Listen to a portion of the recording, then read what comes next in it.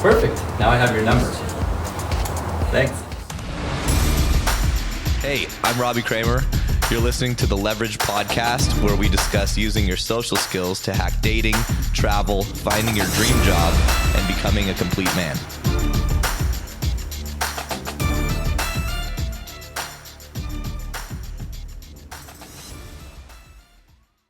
Hey guys, welcome back to the show. Today we've got a really cool guest that I had the pleasure of being interviewed on his podcast not so long ago. And that's Patrick Wu, who wrote the book, The Art of Wooing. And he's got some cool stuff with us to share with us today. So I'm excited to have you on, Patrick. Thanks for coming. Yeah, thank you so much, Robbie. I'm super excited as well. So give us, your background, your story. When I came on your podcast, we had a lot of similarities, and I think we're around the same age. So I'm looking forward to hearing your story in detail after you kind of heard mine. Yeah. So I know we both we're both from Southern California, got into the game, and the whole sort of like improving ourselves with women around the same time, I believe, and worked with a lot of the same people across a lot of the same paths. So I'm ready. Yeah. Give us the down low, right? The low down. Right. Yeah, for sure. So well, similar to you, I had a similar story where, I was just what you call a social late bloomer.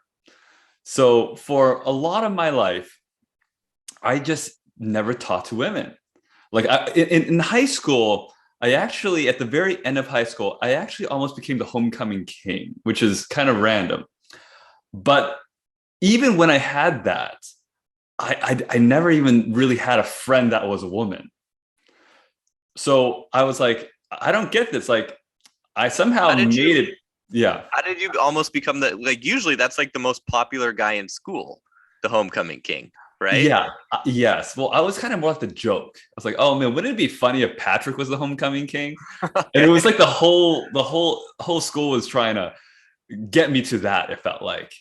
But for some reason, I was like, even with all these women coming up to me in high school, I still didn't have a friend that was a girl. I was just like so not in it that I was like, well, what's the point of even talking to them when I know that it's not going to work anyways, even though I had all this happening for me.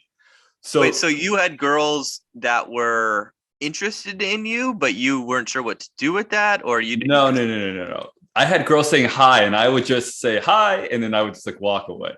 Okay, so you were kind of like a sort of like a nice guy. You could say that. I mean, I'm still a nice guy. It was just that I was a quote unquote nice guy back in the day. I guess I was meaning like the inauthentic nice guy that, the guy who tries to use being nice to meet women, which is what I was, right? I talk about that a lot.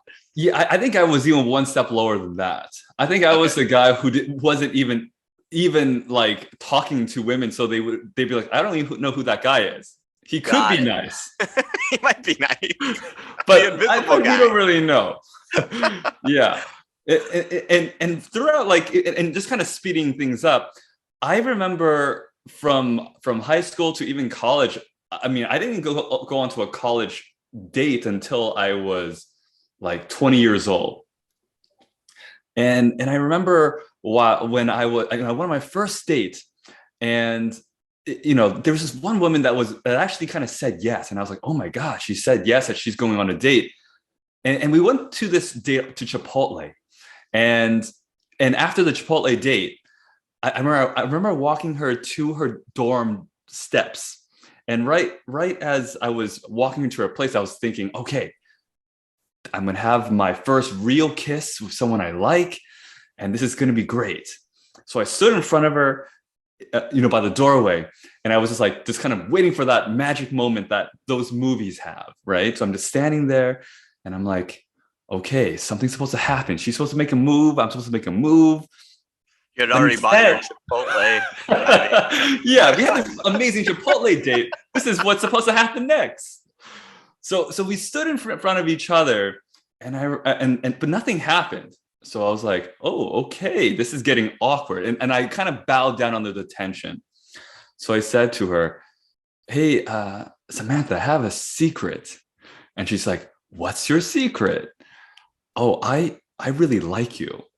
And she's like, oh, and then she's just kind of like really awkward at this point. And she's like, well, Patrick, I like you, but just not in that kind of way. Can we be friends? And this is like, I was just so frantic. I was like, oh my God, of course, yeah, of course we can be friends.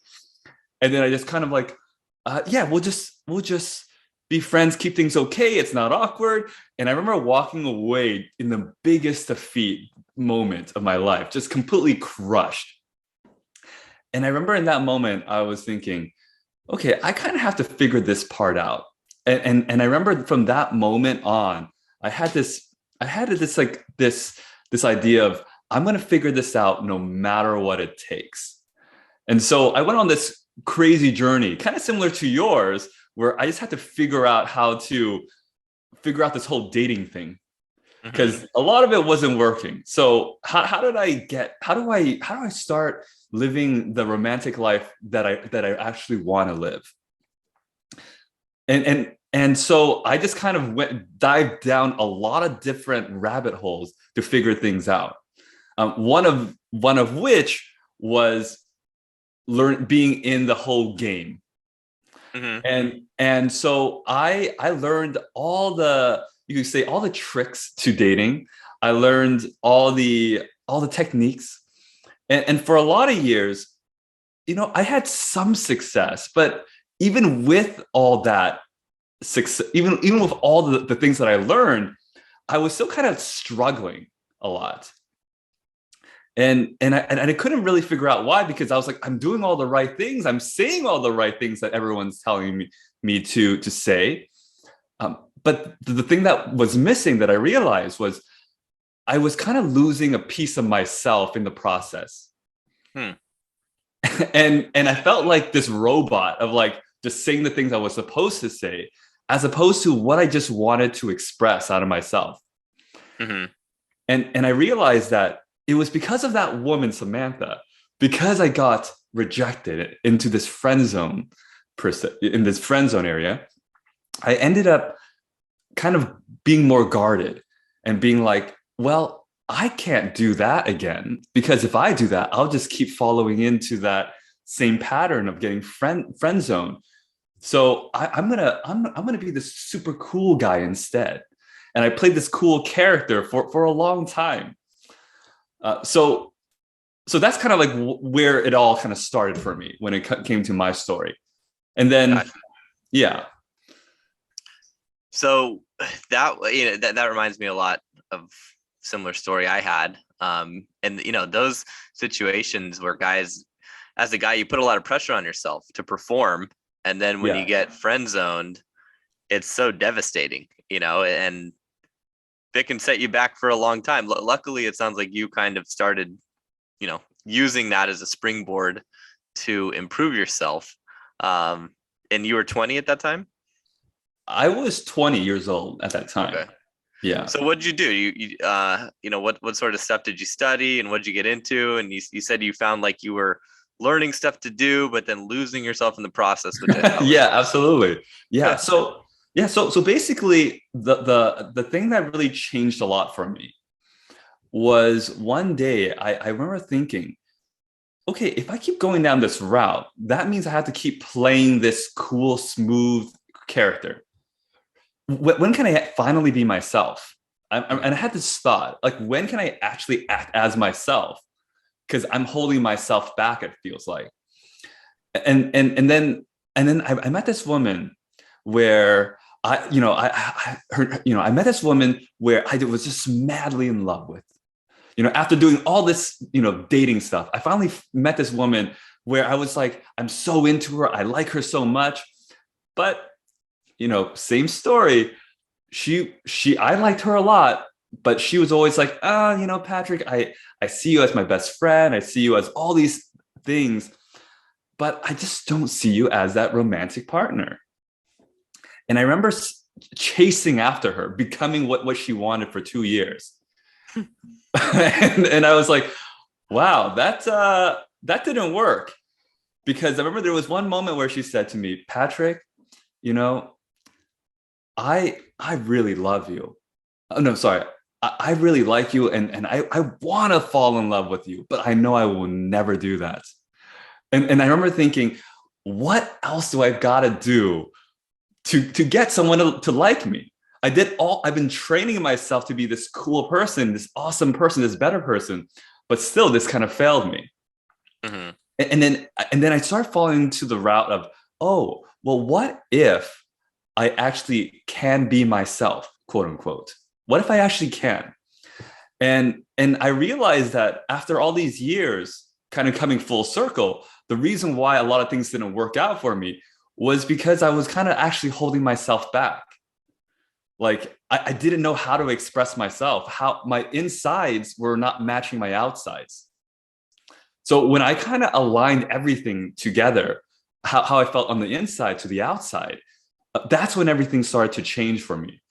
And I started meeting the actual women they actually like, as opposed to the women that I, as opposed to just women that I didn't really per se like, but I could see an expiration date to that.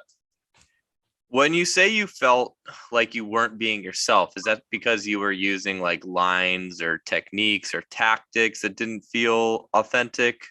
And then how did you align yourself? What were kind of like the things that happened that made you feel like you were aligned versus? Oh yeah, well that's a really great question, by the way, Robbie.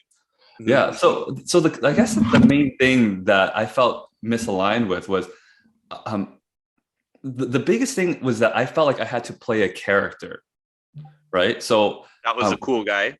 That was a cool guy, right? Okay. So if I had to play the cool guy, that means I had to maintain whatever the cool guy says, right? So everything that I did was, okay, I have to use these lines, I have to keep this character, and it was kind of exhausting because the thing that I noticed that changed everything for me was that when I realized that who I was not a character, and that I am a multifaceted human being, then I could be the cool guy sometimes.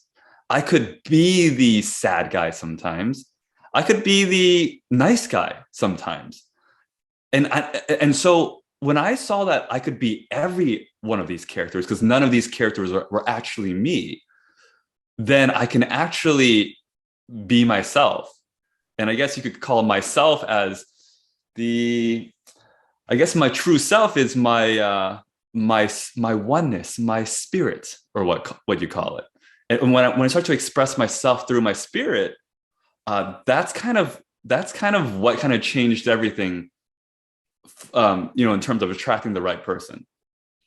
So what was your dating life like? I mean, obviously it sounds like you were maybe a little bit of a pattern of getting overly invested in a woman who wasn't reciprocating that investment. So yeah, what kind of changed? Were you dating a lot of women after that? Were you what was going on with the lifestyle stuff? Yeah. So so I was, like the thing was, I this is where I felt misaligned, right? Because I felt that there at one point there were a lot of, because I was always kind of encapsulated or entranced by the idea of like dating a lot of women and sleeping with a lot of women. And so when I went that route, I remember thinking, oh, I don't really want that. Like I'm doing this because, everyone tells me this is the cool thing to do. This is what you're supposed to do. This is freedom, baby. but what I kind of realized was, oh, I actually want something more than that. I want to find my dream lover. And so when I did become this better version of myself, I did start attracting more of the women that I liked. But I was also still attracting a lot of the women that I guess where I was misaligned back then was I never gave myself the chance of, oh, what if this could last longer than just a few weeks or a few months?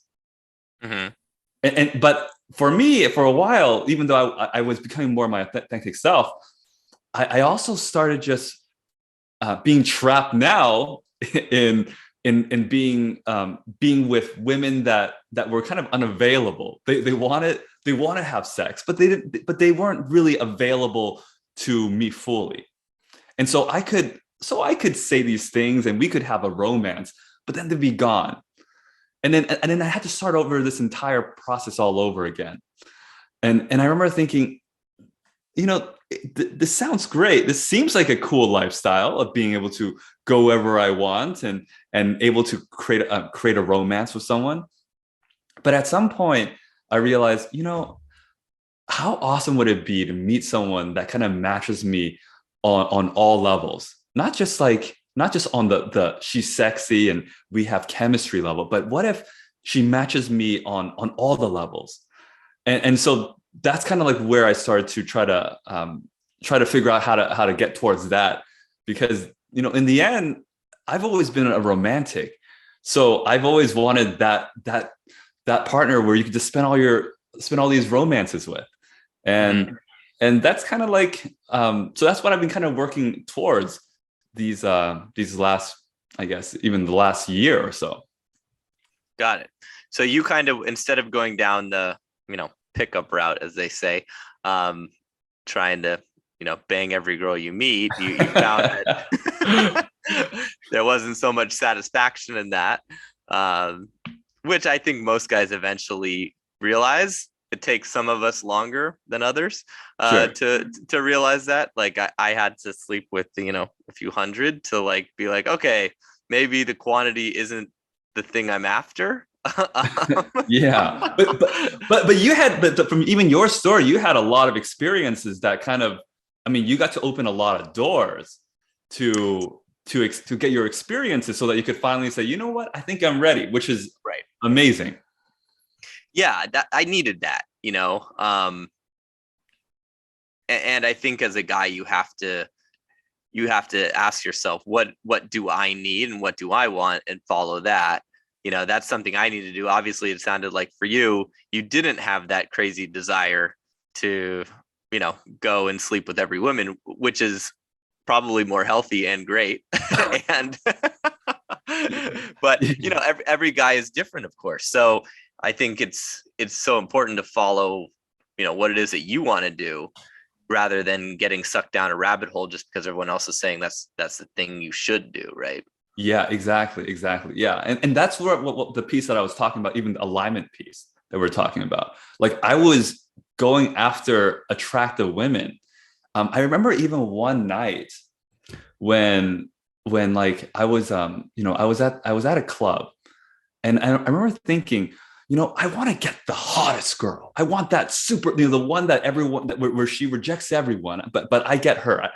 And I remember that night, I remember she actually came back with me, and she came back home with me. And how the story happened was, I was dancing. I was dancing with her, and then her friend was also there, and this random guy, her friend was really interested in this other guy. And then I was like, well, I'm pretty close to my place. Why don't we all come to my place? And so everyone came over to my place. I didn't know who this guy was.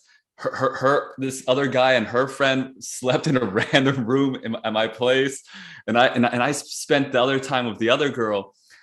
And I remember after that night, I was like, wow, like what I always wanted, like even from this, I've always wanted the dream girl, the hottest girl at the club, and I finally got her. And I remember thinking, oh, was that it? Like, that was cool. I mean, what a great adventure and story from it. Mm-hmm. But was that it? And I remember thinking, well, maybe there's more. Maybe I should go back to what I really desire, what I really want. And so even for the last year, that's kind of what I've been kind of going towards more. Did you feel like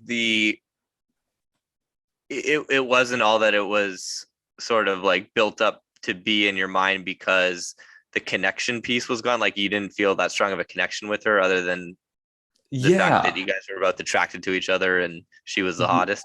Yeah, I thought that like, I remember thinking, well, if maybe if the more attractive she is, then the more I'm gonna like her. But it wasn't even that. Like it was like what I realized I needed personally was I needed that emotional connection more than just the attractiveness. Because the attractiveness, like I remember spending time, like 1 hour with her, having romances and all that, and after that, after the whole being together for like an hour, I was a little bored. I was like, well, what else? I want to know more. I want your entire heart, your soul, your body, your mind. I want all of it. And I only get the hot piece. That's it. And it didn't do it enough for me. So it felt like for me, I wanted your whole, give me everything, all of it. And did you feel like you weren't getting it from her because of the way that you were being, or more of just she wasn't sort of like clicking with you in the way it was more about who she was? Yeah, I think it was just more who she was. Yeah, because of just who she was. When I learned that maybe she's a little more on the, you could say, the more superficial side of things, or so I guess in the end it was like, I kind of wanted someone a little more deeper, like can kind of connect me on that level, and was on the same. That's always the, in my experience, as I got better and better as maybe at attraction, you could say, or I got more confident, or I started sleeping with women who had, higher status in the sexual marketplace. I found that there was a inverse relationship with sort of like their depth.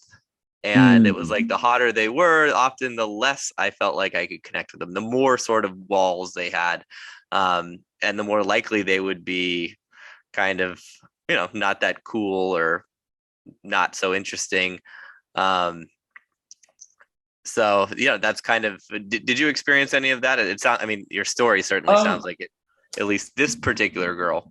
Yeah, well, I think it was probably more so the environment in this situation, because I was at a club. It was like it was a very specific type of kind of seedy club. But I've seen really, I think there are awesome women everywhere, to be honest.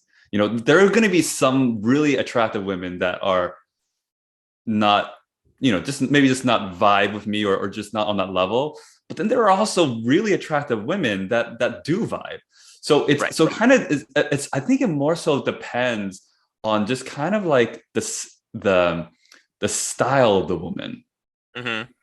If that makes any sense. Like there are really attractive, intelligent women, but then at the same time, there are also attractive women that don't want anything but like, the more base, like the more luxurious things or whatever. Right. All right. I know what you're talking about. Yeah. Sugar babies. Sugar babies. Exactly. I couldn't find the right word, but thank you, Robbie. Yeah. So you talk a lot about kind of calling in the one, right? And obviously focusing on the quality versus the quantity. So, and this is a tough question. This is actually, a question that you sent to me. So I'm really curious how you're going to answer this one, because if I feel like if I were to answer the question, it would be or if I were to ask the question, it would be like throwing a crazy curveball at you. But you sent it to me, so I'm going to ask you. So, how do you captivate the full heart, body, and mind of a woman? This is a great question. So, yeah, well, that's a great question. And I realized, I'm throwing myself in a hole. But let me try my best to answer this one. Yeah. So I think the biggest thing when I'm kind of looking for, to do that. Well, first of all, I can't really do that. I can't do that to any woman. But it's more so I'm like, in the search of someone who will completely surrender to me. Okay. And when you can get someone to completely surrender to you in every level, where she says, I want to give you my body, I want to give you my mind, my soul, I want to give you my commitment, all of it. There's something really special about that. And I think, and the only way to kind of do that is to do that yourself. Yeah, I was gonna say that's the best, right? That's like, because I've been in relationships. I think that was maybe my most painful relationship, where I felt like I almost had that with this girl that I was like, I was giving that to her, but she wasn't quite giving it to me. It was like 99% of it, but that 1% I knew was missing, and it drove me nuts. And it wasn't like anything specific, right? But it was just something wasn't quite there, and she wasn't willing to fully surrender, as you say.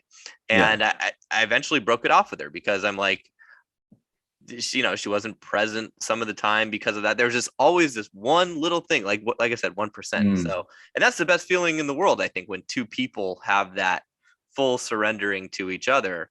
I mean, that's like true intimacy, you could say, right? On all the levels. Yeah. And it's, well, I mean, at least I don't know 100%, but it sounds like you're kind of in it right now with your lady. Yeah. I'm engaged, and that it's, when we felt that very early, in the, when we started dating, it was just, I had just never really felt like that with anyone else before, where it wasn't just me feeling like that, it was her too, right? All of my other experiences where either I felt it fully and she didn't, or vice versa. Yeah. But, this one was like, no, we're both there 100%.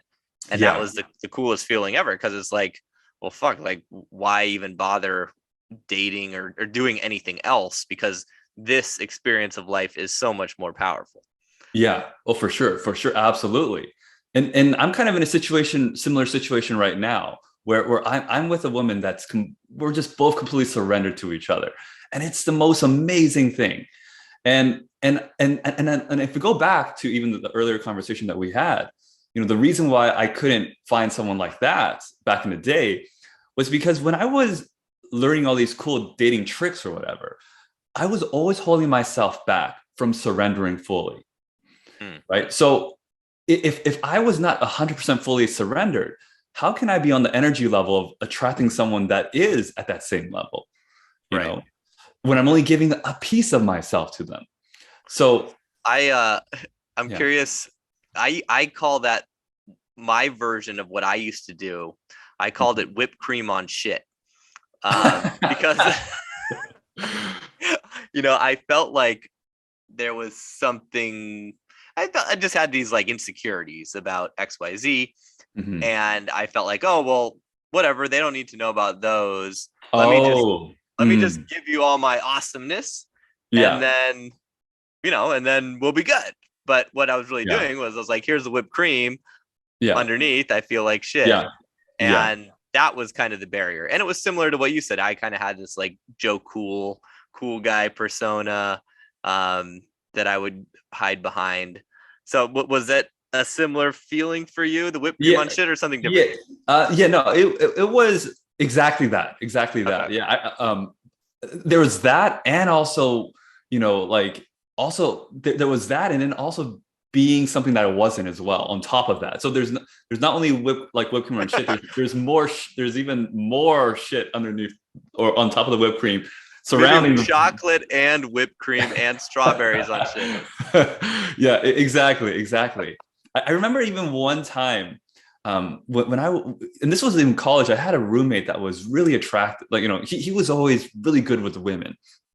And he was this gangstery type of guy. He had a bald head, he kind of walked with a swagger. He sagged his pants, and I was thinking, man, maybe if I was like that, like if I just like buzz my head and just like start wearing baggier shirts and baggier pants and had some nice boxer briefs so that I could show people I can sag, then people would like me. And I remember I would just walk up to people and be like, sup? And they're like, and people were like, my friends were saying, Patrick, what are you doing? You're being extremely strange and weird like recently. This is definitely not you. So they can smell that shit and whipped cream and strawberries all kind of combined together. So how do you know if someone is the one? Yeah. Is it just kind of what we talked about, the full surrendering? Yeah, it is that full surrendering, and man, it's kind of similar to in our podcast episode that we had together on my show, where you said at some point there's this quiet feeling where you just kind of know, and for me, when I met my current girlfriend right now, I remember I had a moment where I just knew, I was like, we're going to take this to the speed of light. Like even after the third date, I already knew hey, I want you to be my girlfriend, and I remember even telling her, I mean, this it's kind of rolled off the top of my tongue, but I told her, I love you. Wow, this is kind of crazy. I'm a little crazy right now, and I know the difference between infatuation and love, but I'm sure I'm in love with you. And what did she say? She's like, I want to tell you that, but I didn't know if it was okay. I okay. Absolutely love you too. Nice. And that was on the third date?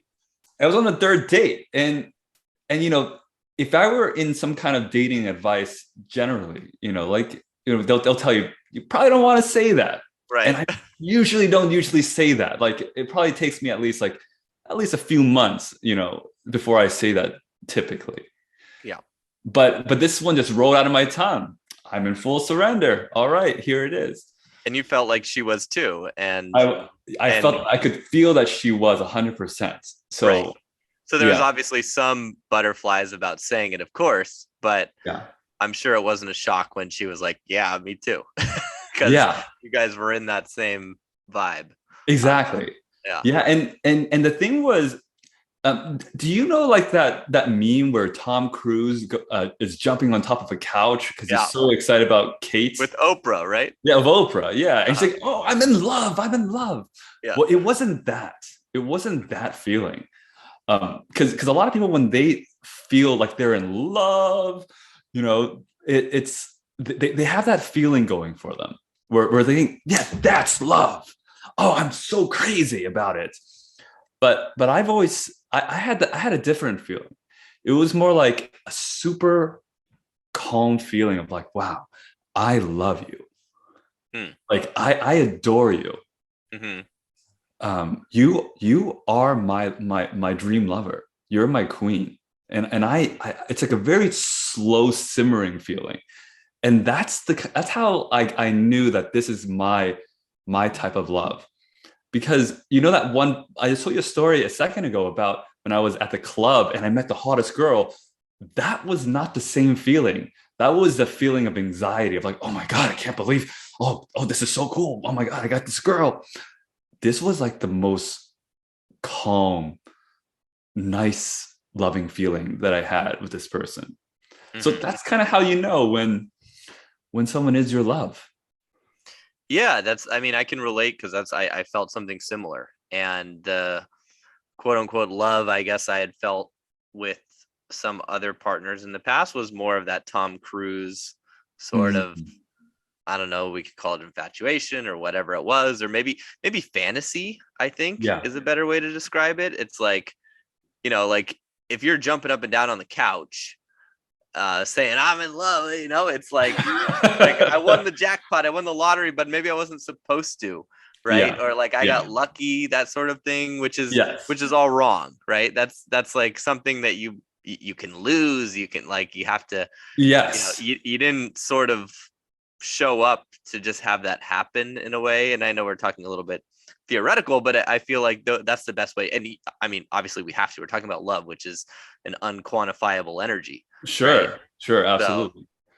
how else can you describe it, of course, but yeah, I really like the distinction you made, and also the distinction about that surrendering, because I never really knew how to describe the difference before until you said that just now. So I'm like, oh yeah, that was it. We were both fully surrendered, and in prior relationships, it was never that case. Usually, it was me that usually, the woman was surrendering to me, and I kind of knew in the back of my mind, like, oh, something's not quite right, or it's not quite the right time.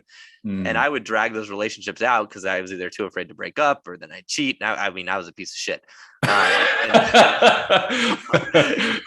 Whereas if I would have just listened to my internal state and be like, am I really going to surrender 100% to this person?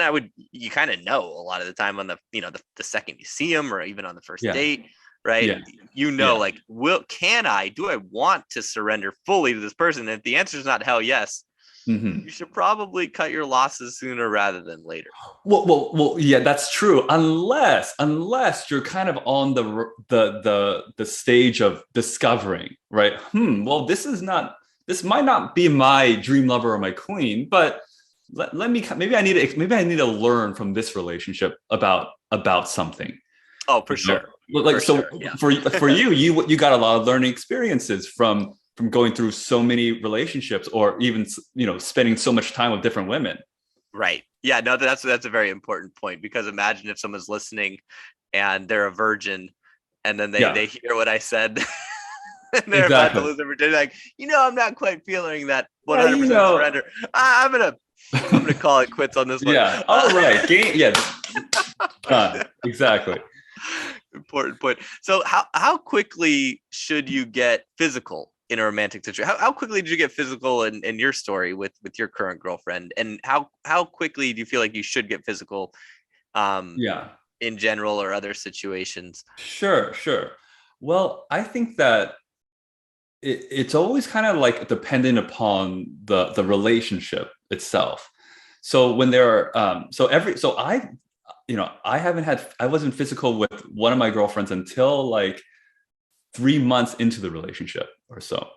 And then I wasn't physical with someone because, we kind of knew each other, but we didn't know each other.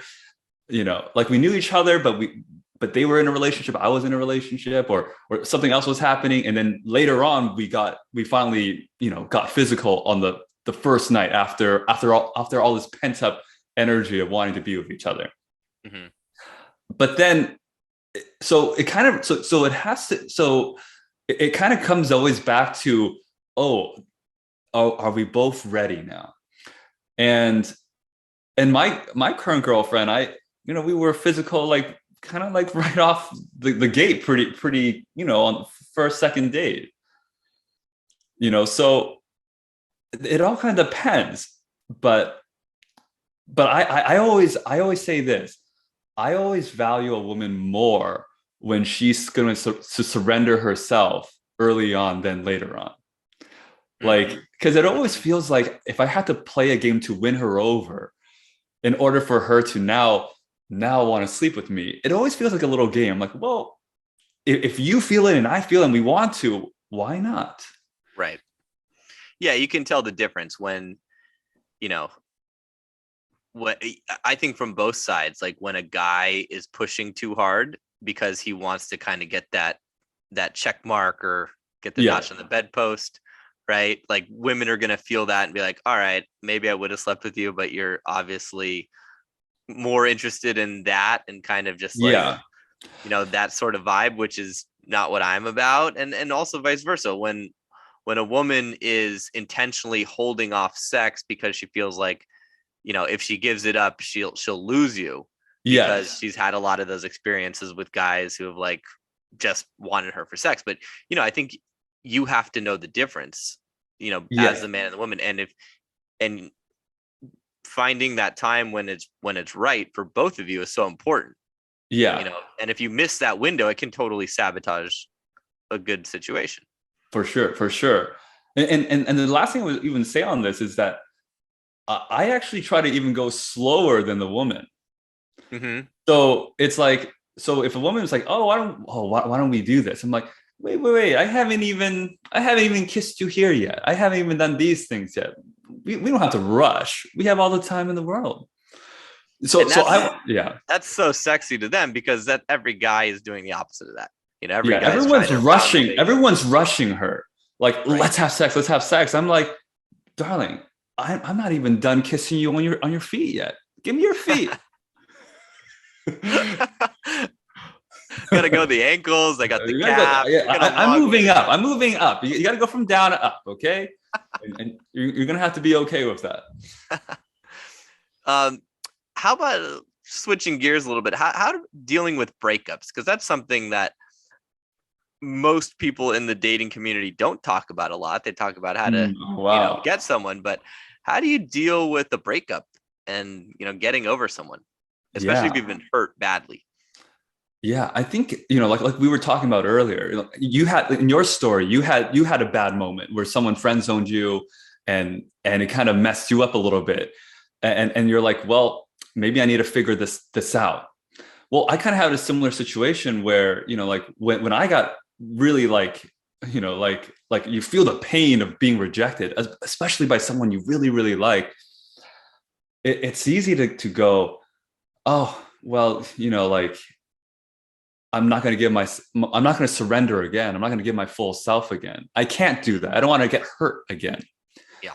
And if you want to be able to kind of heal from that breakup, or even break up from that, or heal your breakup, heal from your breakup, you want to, I guess the best way is to know that deep down, like, who you are are not your, and man, I'm gonna a little deep, so I hope I don't lose you on this one.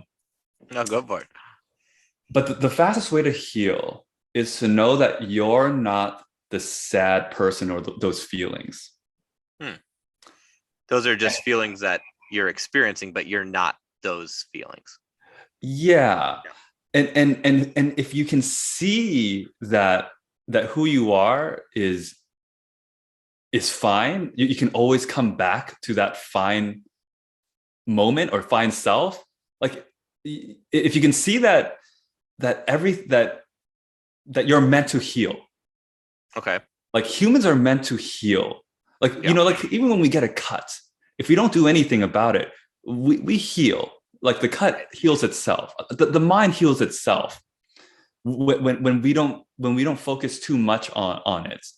Like, when we can just see that pain that's hurting us is just because we think it sometimes, then we'll always come back to that nice feeling again. Right. No, it's a really, I know why you said you might lose me, but you haven't at all. It's a very important distinction. And I think people, if they're listening to that and they're like, what the fuck? Like, then you really need to listen closely, because this is a really important thing, what you said, because we do get so kind of wrapped up in our emotions, and we think, like, we start to think, I'm depressed, I'm sad, I'm a sad person, I'm broken. Yeah. Right. Yeah. And that's not you at all. That's, those are just emotions that are, hopefully passing through you, because what do emotions do? They pass. But if you don't let them pass, and you turn the emotion into a story about who you are, then you get stuck. Right. Yes, exactly. And so is that what you're saying? That's exactly what I'm saying. Yeah. Okay. So, and the only times that, because what happened already, that, this old relationship happened in the past, and all it was is just a moment of thought that you had from the past. Mm-hmm. So if you can see that right now, if you even focus on looking at your hands right now, let's take a look at your hands, you're back into this moment. You're actually in this moment. You're actually in the present moment. Right. And the present moment will always protect you. If you're here, you're always going to be okay. But when you go back to those sad moments of this beautiful relationship you had, this story you've created, it's hard. It's easy to get stuck there. Right. And I think I've been working with a client for a long time now who's been dealing with just a horrible breakup that he hasn't been able to get over, and is one of those on again, off again sort of things. But there's so much of a story wrapped up in how she's perfect for him. Yeah. If only she would go to therapy, and if only all these things would happen. But these if only things are like gigantic things that he has no control over whatsoever. And a lot of guys get stuck in this. I mean, at some points I found myself in those same situations where dealing with a breakup, and my mind was so attached to like, how did I fuck it up? What mistakes did I make? How could I have like not made the mistakes and done it better so that wouldn't happen in the future? And I think there is some value in obviously looking at ways where you could have been a better human being, or a better partner, or things that you could have done that you can improve on. But that's a lot different than kind of like putting all the burden on yourself and creating a story in your mind that you lost your dream girl and you're fucked because you're never going to get her back. Exactly. Yeah. Woo. I think that was that was a big loop right there. That was nice. Yeah, that was good. I think that was hopefully guys who are listening to this and have been in that situation can understand the difference. So yeah, I guess if you're caught in something like that, or you feel like you're unable to do it, what are some steps? I guess what you said, it's kind of like a meditation in a sense. Like you're feeling the pain and you realize, okay, this is pain. This is something that I need to feel right now. So later I don't need to feel it. Right. And it's not who I am. It's just, and kind of give yourself the, allow yourself to kind of just be sad. I'm just going to be sad, or I'm just going to, feel this fully, I guess you could say. I think it can hopefully pass faster. That's certainly what worked for me in the past, doing a lot of meditation, spending time with the right people. I think that's, as far as getting over a breakup, in terms of something you can do, is surround yourself with really positive people that inspire you, that are doing the things that you want to do in life, versus sitting around thinking about your ex and how you fucked it up, or how you can fix her. Right. Yeah. And anything else that comes to mind about like how to deal with it, like steps someone can take? Yeah. Well, like you just kind of said it right there, right, Robbie? Like the more you beat yourself up over, oh man, I wish this worked out. I wish this were different. I wish it worked out this way instead. I wish it was this way instead. Instead of wishing and beating yourself up why it didn't work, what if you did the best that you could, and it was supposed to work out that way? Right. I like that. Yeah. I mean, you did the best you could. Right. Yeah. Like you couldn't have done better because you did the best you could, knowing what you had. Yeah, a really important distinction I learned a long time back, or it's kind of a quote, is you look at humans, like they're always they did the best with what they had, right? Yeah, you can kind of look at almost any, for them, right, in their mind, they were doing the best thing for themselves. And if you, sometimes we get into these like victim persecutor sort of roles, like how could they do that? Like, well, they were doing what they thought was the best thing for their life. Right. Maybe that was a fucked up thing for your life, of course. It doesn't excuse maybe what they did. It doesn't make it right or wrong, but simply having that, like getting out of that victim perpetrator sort of, or guy who's dumped, or guy who got, guy who's dumping her, these sort of, these ways of being, or these characters, like we were talking about earlier, like the cool guy character, right? We get stuck in these characters. It can be really, detrimental. Yeah, definitely. Yeah, for sure. So, two more questions. The last one, or second last one, how do you work through your insecurities so you don't kind of sabotage future relationships? Yeah. So Ooh, this is a big question, man. Did I kind of suggest this one at some point? Okay, let's see. We How were do you talking work about insecurity, so it was. Yeah. Let's see. Okay, insecurities. A lot of people like to focus on they like to make up stories like we were talking about why someone wouldn't like someone like them, right? I have a lot of stories myself. I can tell myself a lot of stories about all the terrible things about me, but at the end of the day, all insecurities are just you thinking about something negative about yourself in the moment. Mhm. That's all it is. And sure, like there are things that you can control and there are things you can't control. Like for instance, if you're not the tallest person, you can't really control that unless you go to maybe China, break your legs, and then try to get a little taller. There's a surgery that's There's becoming a more and more surgery. popular. Yeah. But even from that, I know guys who are short and still met their dream lover. Yeah. So if they did it, given what they got, why can't you? Right. So yeah, so let's say you are that shorter guy and you haven't met your dream lover. Maybe you've had some close calls, but you're like, oh, I made some mistakes and I'm too short. And girls, there's so many unfortunate, disempowering things. You go on YouTube and you Google like, what do women care about most? And it's like height, right? And then it says Sure. 85% of women won't date a guy who's under 5'8", right? And you're like 5'8", that's like normal height, right? Yeah, and for they sure. do all these studies, right? And for sure. And they're interviewing women. They're like, would you date a guy under 5'8"? She's 5'6", and she's gonna say, no, I wouldn't because I want to wear heels and blah blah blah. But then when the 5'4" guy comes over, who's fucking balling, attractive, social status, sweeps her off her feet, and then they're banging. Oh, suddenly that nonsense in her mind went out the window, right? Yeah. Yes. Well, so yeah. I've always told, okay, like, so I'm Asian, by the way, in case you're listening to the audio version.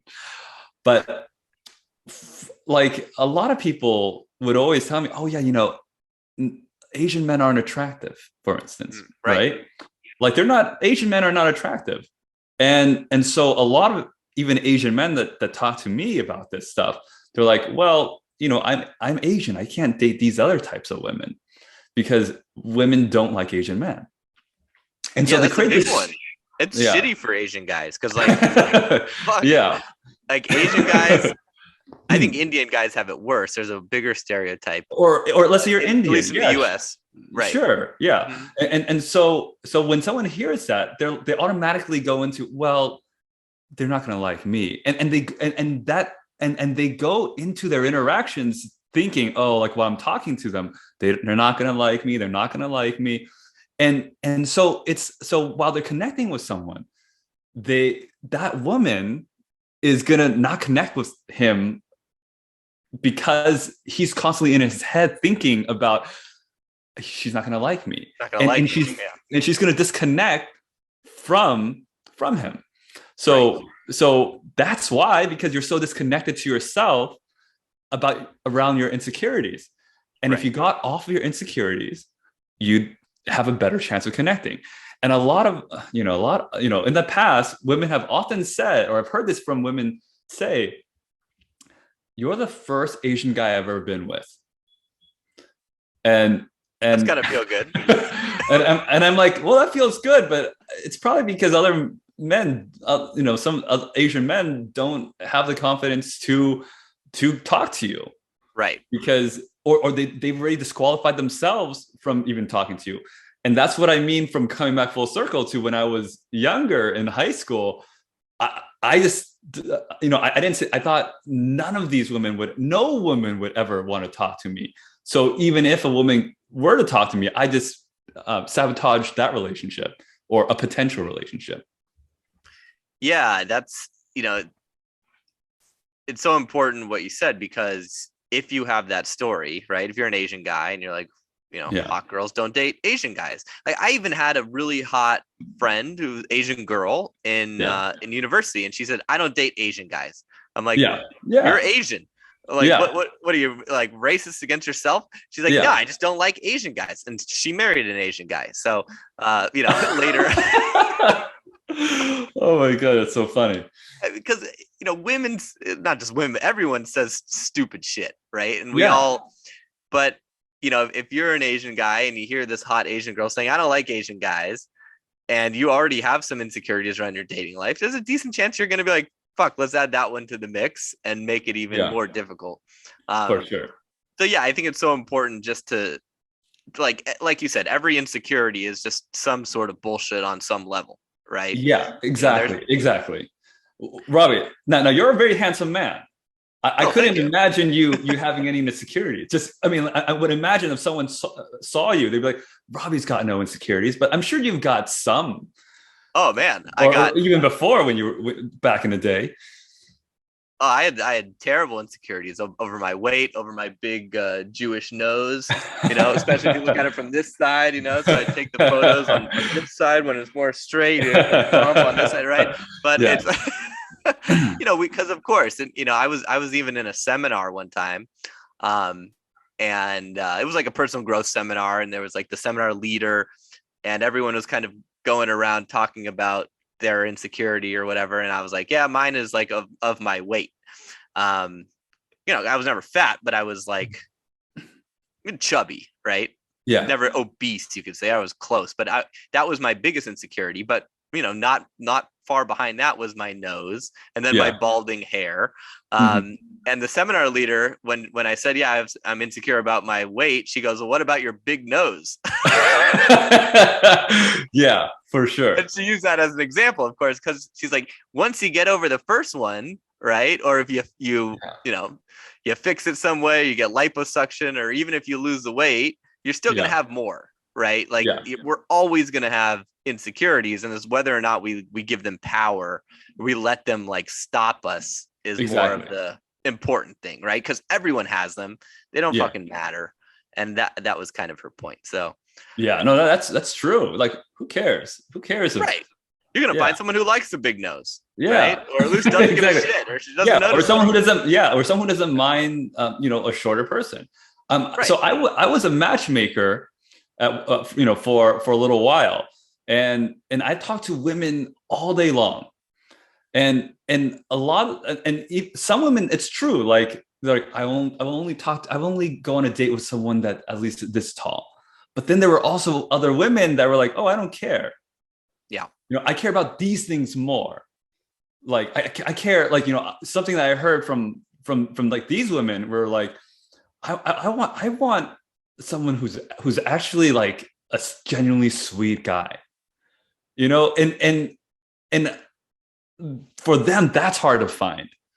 So like I have tall guys come up to me all the time, but I care more about if someone's sweet, and I set them up with clients that were not that tall, and they had a great date. Yeah. In my experience, most of the women who are saying that I don't date XYZ or I have to have this, these are women who don't really know themselves and who are going to change their mind in the future when they get older and when they realize that those things don't matter as much, right? Most 19-year-old girls are going to have their checklist of, I want this, and this, right? But when they turn 27, they're like, oh, all those things that I thought mattered, they didn't, because I was young and naive. And in my experience, it's usually the most beautiful women tend to have the least sort of like disqualifier things, because if you're an insanely beautiful woman, you're getting attention from everyone, right? Yeah. And you have the most data to decide what things matter the most, who are the top echelon guys. And those things that matter the most are your charisma, your personality, how successful you are, like, and not how much money you make, but just how much value do you bring to the world, sort of thing. Like, can you command a room? And it's never like, are you 5'6" or taller? Do you have black hair? Do you have blue eyes? Like those things only matter to, people who don't get it. So if you're a guy listening to this and you're like, oh, well, I'm this, and this, like the girl you want, and probably the hottest girls out there and the most attractive, not just physically, but internally, they don't care. and you shouldn't either, I think. Yeah. And now maybe some of these women are only looking for someone that's super tall, right? But that's okay. That's great. It's like, they're not for you. That's fine. That's let them have their basketball player. Yeah. Let them find a basketball player. Yeah. It's usually the shortest ones too. That's the funny thing. Yeah, the shortest girls are looking for the top. That is true. Yeah. They're like, I need to feel protected, you know? Yeah. Yeah. So where can people find you? Any other sort of, last advice or anything you wanted to add, anything burning that you feel like is important to add to the conversation? And if not, like, how do people get more and learn more about what you do? Sure. Yeah. Thank you so much, Robbie. So I would say the last thing I would just say is kind of reiterating everything. When you're able to start listening to yourself a little better and you start trusting yourself more, you're gonna start just finding the lover of your dreams. The closer you will be to finding that person. And if they want to find me, they can go to patrickwu.org and check out my stuff there. Cool. And your book is called, The Art of Woo, right? The Art of Wooing. The Art of Wooing. Yeah, but it's close. There it is. Yeah. And I want to say thank you so much, Robbie, for being the best host and everything. And it's great to just share even stories with you as well. Yeah, I really enjoyed this conversation. I think, we hit on some cool, deep topics I wasn't necessarily expecting to go to at all, but what came out was great, I think. Oh, yeah, it was super fun. Yeah, especially the breakup stuff. Like, these are topics I haven't talked about in a really long time. So thanks so much for coming on and sharing your wisdom. Yeah, you're welcome. And if you're listening to this episode, come listen to my episode on the Wooist podcast so you can hear Robbie's version of his story. I'm going to link below. So check out my interview on the Wooist podcast too, guys. Sounds great. Well, thank you so much, Robbie. Thanks, Patrick. Thanks for listening. If you want more, go to innerconfidence.com and don't forget to subscribe to this podcast for the latest episodes.